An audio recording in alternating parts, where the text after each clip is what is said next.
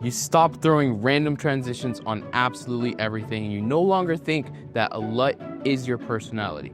Congratulations, you have finally evolved and you are no longer a beginner editor. Maybe. These are the 7 signs that will tell you whether you are no longer a beginner editor. Number 1, you don't use the built-in CapCut transitions at every opportunity that you get. You understand that oftentimes no transition is the best transition, and making your cinematic storytelling video essentially a PowerPoint presentation on crack is not what you want to do. Instead, you understand the power of match cuts, masks, and all the other ways that you can shift from one clip to another without using these wacky, weird, strange, bizarre transitions like you're in Windows Movie Maker still. Number 2, you actually color grade. You're not just using somebody else's LUT all the time. Sure, you still Rec 709 your footage because who doesn't? But you've stopped dragging and dropping random LUTs hoping your footage looks cinematic. Now you actually color grade for mood, skin tones, consistency, and most importantly, your blacks aren't crushed down to oblivion and your whites aren't pushed out to infinity and beyond. Number 3, you cut based on rhythm, not randomness. You cut for emotion, pacing, energy, maybe even on a breath. You've got editing feel now. You're not just cutting at the beat drop. You're cutting on pace with the footage, with the vibe, with the environment, what the story is telling inside the video. Number 4, you understand that sound design is 50% or more of your video. You used to throw a music track and call it a day. Now you layer ambient sound, subtle risers, hits, and effects because you know that that's what makes your visuals feel real. You used to fade transition your songs. Hell, maybe you'd even generative extend in Premiere Pro to make the song last longer.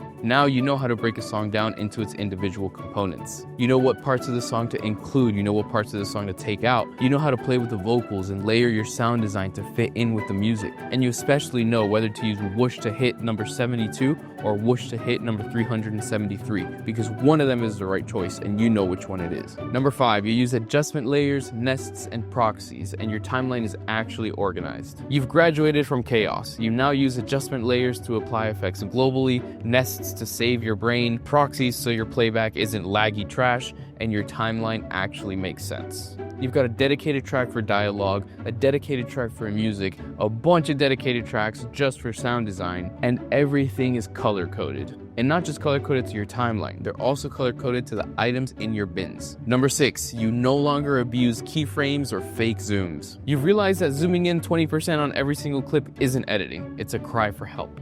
You keyframe with purpose now. You know when to move the camera in post and when to leave it the hell alone. You do your easy eases tastefully and not just sporadically across all the clips that you possibly can. Yes, of course, speed ramping is cool, but only if it makes sense. Oh, and as a bonus, you know how to change the playback speed and stabilize the clip in Premiere Pro. Number 7, you think about the viewer, not just your timeline. Here's the big one. You stopped editing for yourself and started editing for them. You're thinking about emotion, clarity, story. You're asking, will this land? Not just, will this look cool? Is Skrillex and cuts every half second really appropriate for this baby shower video you're editing? What about those 45-second clips you're smushing together for that Instagram hype recap of this sports event you covered? You understand the vibe and you're able to convey that via your edit. Let me know how many you got. If you got 5 or more, congratulations, you are no longer a beginner editor. Okay, bye.